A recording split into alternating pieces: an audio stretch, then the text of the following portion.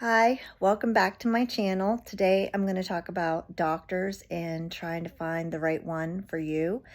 I want to share with you my experience with doctors and what I've learned and what kind of mistakes you could easily make. First, I want to say that when you go to a primary care doctor and you need to see a specialist and ask for a referral for the specialist, more than likely they're not necessarily the best in the field. More than likely, the doctor knows that doctor and they're just rubbing elbows, helping each other out, and it's not what you want. You want the best for your child and you care, so you will have to go and look up yourself what type of doctor is best in that field.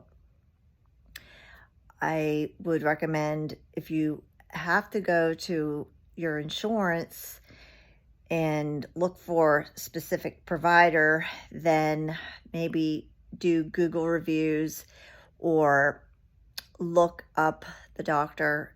But more than likely, if you ask for your primary care doctor's advice, they're going to give you a fellow colleague and not necessarily the best in the field. I had learned that the hard way, and it was not fun undoing that problem.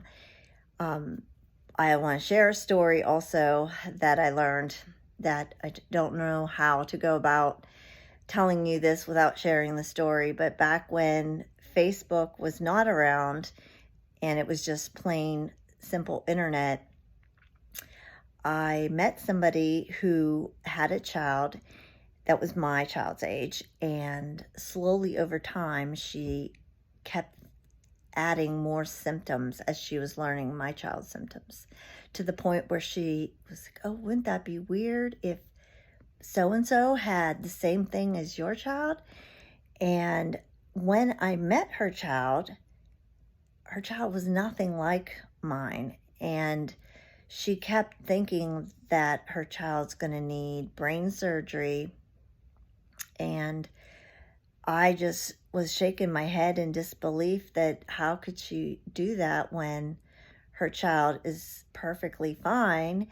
And she would tell me things that my child was doing that her child was doing, and I would say, well, you should get it on video and record it. And she would always say, oh, by the time I get to it, it's gone. And she would just have all kinds of excuses.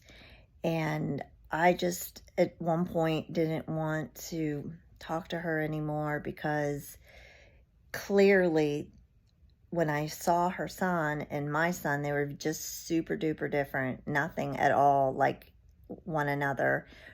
And her son was talking and seeming to be totally fine, playing and eating and everything, because I do have typical children too.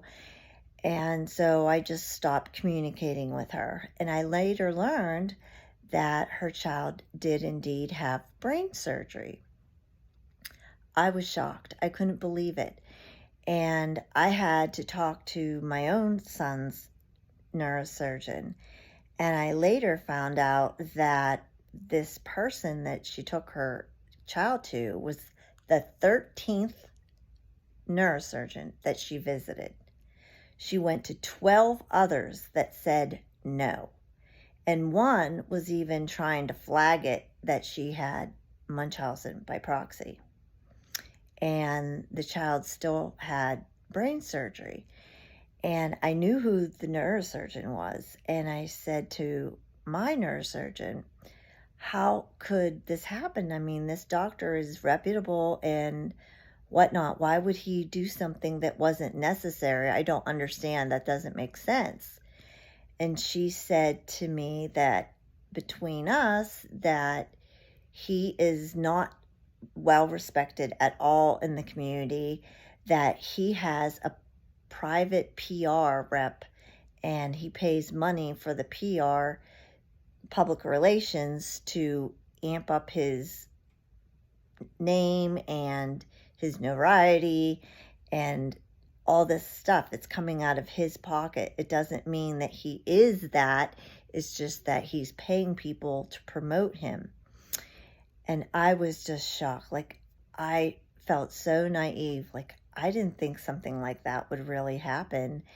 And sadly, it does happen. And basically, what I got out of it is you really do need to check the doctor's credentials and to check to see if they're on the up and up and to check the reviews and whatnot. And depending on what the specialist is, if you want to go through and deep dive and see if you could, like if I were to be getting brain surgery again, to maybe talk to previous patients, if with their permission, of course. But I wish I would have known that. But back when I had my son's surgery, I did do my homework. I looked up the neurosurgeons. I read patients that had remarkable comments about them, and mine personally didn't even want to see me unless it was worth the see. Like, he didn't want to waste his time, and it turned out that I was worth his time. But this girl, 13 different neurosurgeons before finally one said yes. And that, and between a doctor giving a colleague's name instead of what you want, which is somebody good in the field, I just wanted to share with you a couple instances where you really have to be careful choosing your doctor, and make sure you choose somebody who listens, that takes the time to hear what you have to say. And if they're not listening to you, you need to find a new doctor. You need to have that intuition. Is this doctor listening to what I'm saying? Is he repeating what my concerns are? Because that's another tip to know. If they're repeating what your concerns about and how they're going to resolve it, then you know they're a good listener.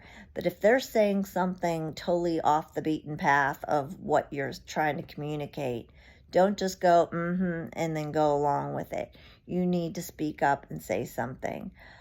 I can't emphasize this enough, because I see other parents, like, they have frustration, but yet they're just like, well, the doctor knows better, so I guess I'm just gonna go with this or whatnot.